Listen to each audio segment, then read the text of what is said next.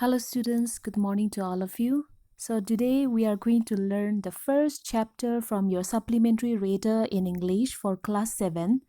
The name of the textbook is An Alien Hand. We will learn the first chapter, The Tiny Teacher. I'll do the explanation of this chapter. So, the tiny teacher. Now, who is the tiny teacher here? The teacher who is very small, tiny. So here, tiny teacher is none other than the ant. Okay, so we will talk about the life of the ants. How the ants live, where do they live, how is their way of life, what do they do. Okay, we will learn many things. We will learn the facts about the ants. So keep it in your mind. The tiny teacher means the ants or the ant. Okay, the ant is also like a teacher who teaches us many things. So let us say there are 3 points given there below. Though so very small, the ant is unbelievably intelligent and hardworking. So here it says that ant is very small, but is unbelievably intelligent and hardworking. So if we look at them, if we watch them very carefully, you will get to know how intelligent and how hardworking an ant is. Among the various kinds, the commonest ant is black or red. So there are various kinds of ants, but the commonest ant is black or red in color. Third one, ants live in comfortable homes called ant hills. So the place where the ants live, it is called as ant hills. Okay? Now let me read and explain. Name the smallest insect you have seen and the wisest. Is it the fly? No, it isn't. Is it the mosquito? No, not the mosquito. Then it must be the worm. No, none of this. It is the ant, the commonest, the smallest, but the wisest insect. So here the narrator is asking a question. Name the smallest insect you have seen. The smallest as well as the most intelligent insect. So he is asking, is it a fly? No, it isn't. Is it a mosquito? No, it is also not the mosquito. It is not a worm, but it is the ant, the commonest, the smallest, but the most intelligent insect. Okay? So who is the wisest insect? The ant. Okay? The story of an ant's life sounds almost untrue, but people have kept ants as pets and have watched their daily behavior closely. So we know a number of facts about this tiny, hardworking and intelligent creature. So now we are going to study about an ant's life. So when we get to hear about this, it will sound almost untrue. But the narrator says that the people, they have kept ants as pets. Like the way we keep cats, dogs as pet at home, okay? Some people, they also keep ants as pets. And they have watched their daily behavior very closely. And this is the reason how we came to know about number of facts about this tiny, which is very small, hardworking and intelligent creature. Okay, so now we will study some of the facts about the ants. An ant uses its feelers or antennae to talk to other ants by buzzing messages through them. Watch a row of ants moving up or down the wall. Each ant greets all the others coming from the opposite direction by touching their feelers. You can see the picture there. So here it says that an ant has got antennae, okay, on their head. Antennae is a plural of antenna, okay. If you watch very carefully, these ants, they have got two antenna, that is antennae, okay, or it is also called as feelers. So they use these antennae or feelers to talk to other ants in order to pass messages. You might have seen ants moving up or down the wall, and each ant they greet, they touch each other. You can see the picture here. They touch each other, they say something, okay, they are greeting at each other, okay. So they pass the message like that using their feelers or using their antennae, which is on their heads, okay. So the ants greets all the others coming from the opposite direction by touching their feelers or antennae. Is it clear? So what do the ants use for conveying the message or for passing the message? Antennae. Antennae is plural form of antenna or antennae, or it is also called as feelers. Now next, in the next page. Next, there are many kinds of ants. The commonest among them are the black or red ones. We have seen them since we were children, but haven't paid enough attention to them. Where do they live? In their comfortable homes called nests or ant hills. So from here we can understand about the ants, where about the place, okay, where the ants live. So there are many kinds of ants, and the most commonest among them are black or red colored ones. We have seen these ants since we were children, isn't it? So, but we haven't paid enough attention to them. Where do they live? How do they live? With whom do they live? Who, okay, what do they do inside their house? Okay, or inside their homes. Okay, we haven't paid much attention. So here it says that they live in their comfortable homes called nests, or it is also called as ant hills. You can see the picture there. In the first picture, you can see a row of ants. Okay, and in the second picture, you can see their home. Okay, this is the home, or this is the homes of or insects of the ants. Each has hundreds of little rooms and passages. So the homes, okay, it has got hundreds of little rooms, small rooms and passages. Passages means roads, okay, or the paths where the ants move. In some of these rooms, the queen ant lays eggs. Others are nurseries for the young ones called crops. So in some of these rooms, the queen ant lays eggs. And other rooms, some of the other rooms are nurseries where the young ones are called, or where the young ones are kept. So young ones are called as crops. Okay? So where do they live? Where do the ants live? They live in their homes, comfortable homes called nests or ant hills. Now next, workers have their reserved quarters. They spend most of their time searching for food. Some rooms serve as storehouses for this food. Soldiers have separate barracks. No worker has ever tried to live in a soldier's house. No soldier has ever gone out searching for food. No worker or soldier or cleaner has ever harmed a crop. So you see, an ant's life is very blissful.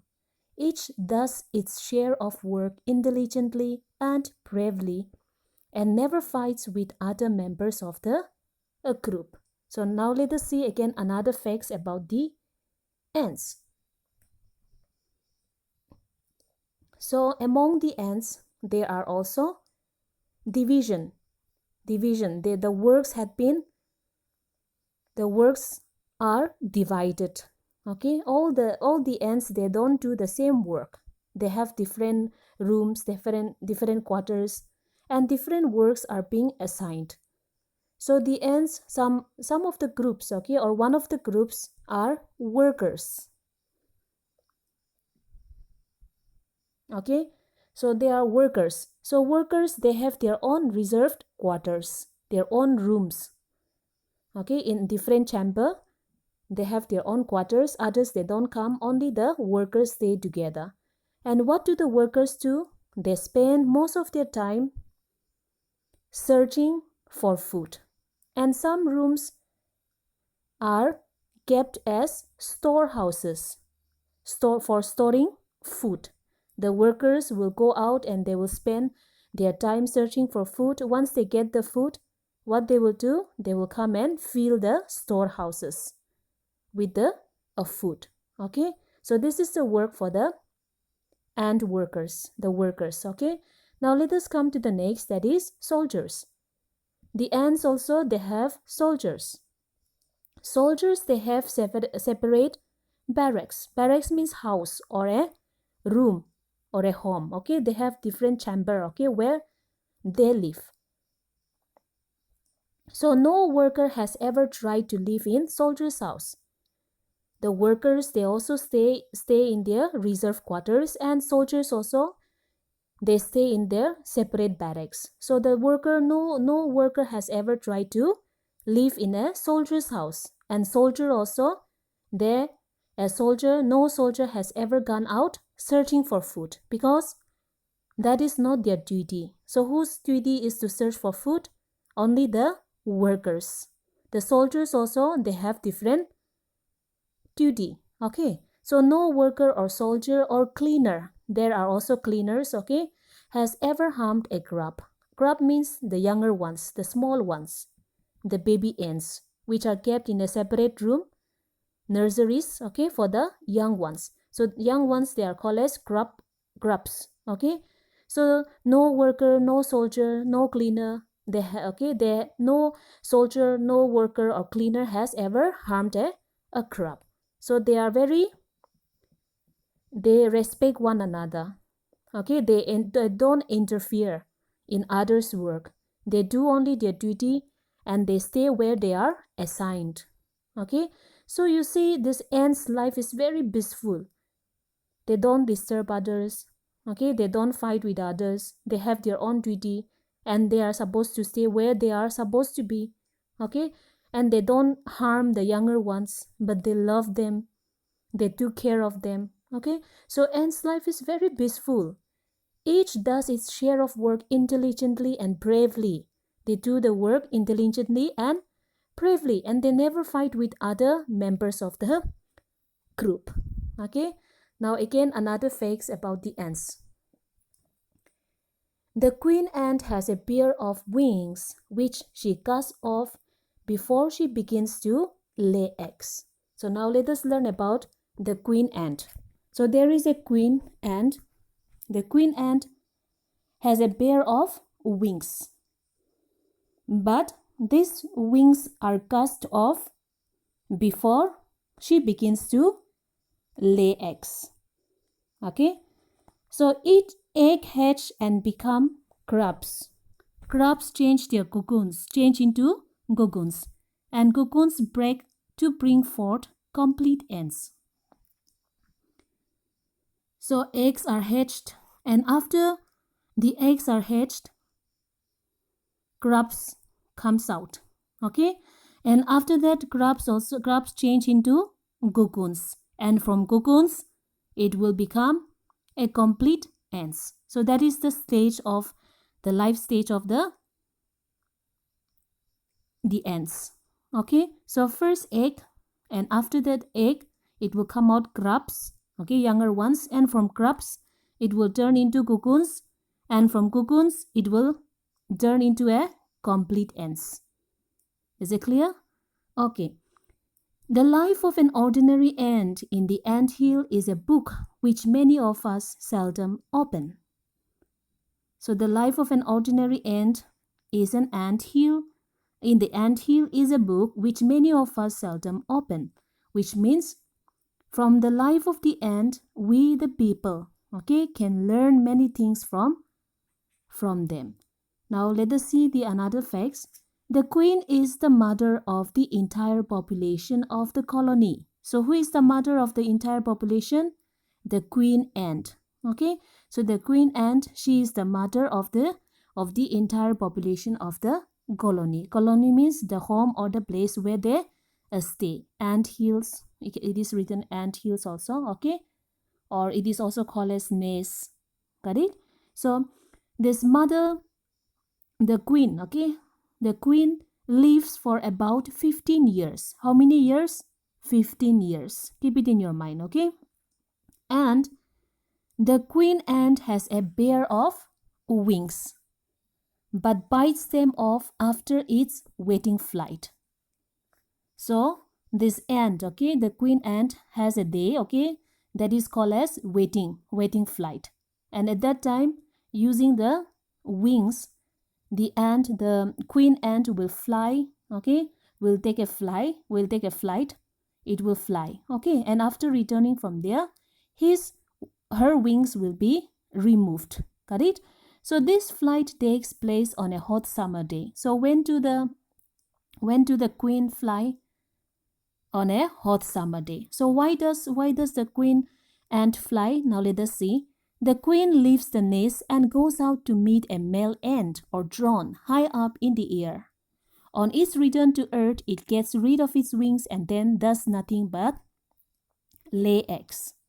So the queen leaves the nest and goes out to meet a male ant or drone, okay, high up in the air. So where does the queen meet the male ant?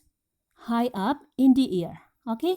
So after meeting the male ant, the queen ant will return back to its nest, and she will get rid of its wings, and then she will do nothing, or it will do nothing but just keep on laying eggs. Okay, so this is what the queen ant does.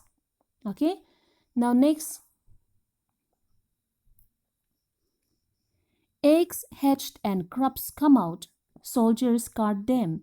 Workers feed and clean them, and also carry them out daily for airing, exercise, and sunshine. So when the eggs are hatched, grubs or the younger ones come out, and the soldiers, the duty for the soldiers is to guard them. Workers will feed the younger ones and clean them, and also the workers will carry them about daily for airing, exercise, and sunshine. Next, 2 or 3 weeks later, grubs become cocoons and lie without food or activity for 3 weeks more. Then the cocoons break and perfect ants appear. Now it's time for teaching and training. New ants learned their duties from old ants as workers, soldiers, builders, cleaners, etc. After a few weeks training, the small ants are ready to go out into the big world of work. Now again another facts, how the little ones or how the younger ones learn, okay? So 2 or 3 weeks later, the grubs or the younger ones, they become cocoons, okay? And after that, they lie without food or activity, doing nothing for 3 weeks. And then the cocoons, it will break and perfect ants appear. Now they will form into a complete ant, okay? Now when they become a perfect ant, then it is the time for them to learn, and so they will be taught and a training will be given to them. So it's time for teaching and training. So new ants, they will learn their duties, what they have to do from old ants, and the old ants are like from the workers, from the soldiers, builders, cleaners, Okay, from all this they will try to learn. The training will be conducted by the workers, soldiers, builders, cleaners, etc. And after a few weeks training, the small ants, now they are already ready to go out into the big world of work. Now they are already trained. And so now they are ready to move out of their nest for their work. Okay, now again another fact. An ant hill is a home not only for ants, but also for some other creatures like beetles, lesser breeds of ants, and the green fly. Why do ants want these alien creatures to live in their nests? Okay, so an ant hill is a home, okay, not only for ants. Now here, another fact is that ant hill, the home, okay, or the place of these ants, it's not only a home for ants, but it is also for some other creatures like beetles, lesser breeds of ants, and the green fly. Okay, keep it in your mind. So why do the ants want these alien creatures, unknown creatures to live in their nests? There might be some reason, right? So let us see the reasons behind, okay? So for several reasons, some give off a smell pleasant to the ants' senses, others give sweet juices, and some are just pets or playthings like cats and dogs to human beings. So these are the reasons. So some of the alien creatures, okay, which stay in the nest, okay, in the ant hill, they allow them to stay there because some give them a sweet smell, okay, a pleasant smell, and from that smell, the ants, they get strength, okay, and this is the reason why they let them to stay. And others, they give out sweet juices where they can enjoy, and some are just kept as pets, like the way we keep dogs, cats in our house, okay. So something like that, okay. Some the these pets, okay, like beds, some of the alien creatures are also kept in the ant hill. Now let us see the another. The green fly is the ant's cow. Now green fly, this is again another creature, alien creature, which stays in the ant hill. So the green fly is like ant's cow, like a cow that okay, like a cow that we keep, okay. So it is like a cow. It is like a cow for the ants. So they are just kept like that. The green fly, okay. And the ants train it to give honeydew. Now what do the ants do with the green fly? Simply they don't keep, but there is a benefit for them, okay, and that is why they allow them to stay there. So the ants train the green fly to give honeydew like milk, okay, with a touch of their antennae. So the ants, they touch the antennae of the green fly, and what they will do, the green fly will provide them honeydew. It will give honeydew to the ants, and the ants enjoys that. Okay, so they milk it just as we milk the cow. So the ants, they will milk the green fly just as the way we milk a cow. So how do we get the milk from the cow? We milk the cow, right? So likewise, okay, the same as that, the ants also, they get honeydew. Okay, because a training is being given to the green fly to provide honeydew to the ants. Got it? Now last one.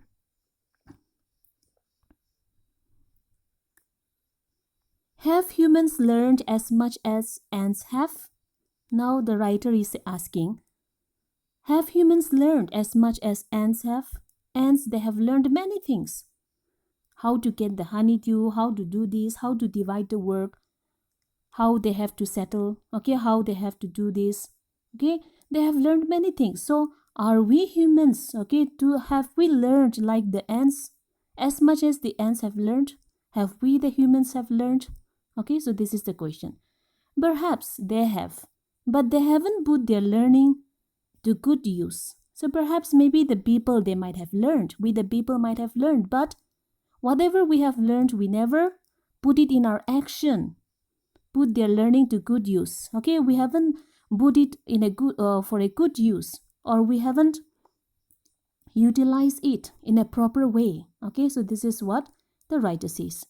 They may still learn a few things from this tiny teacher.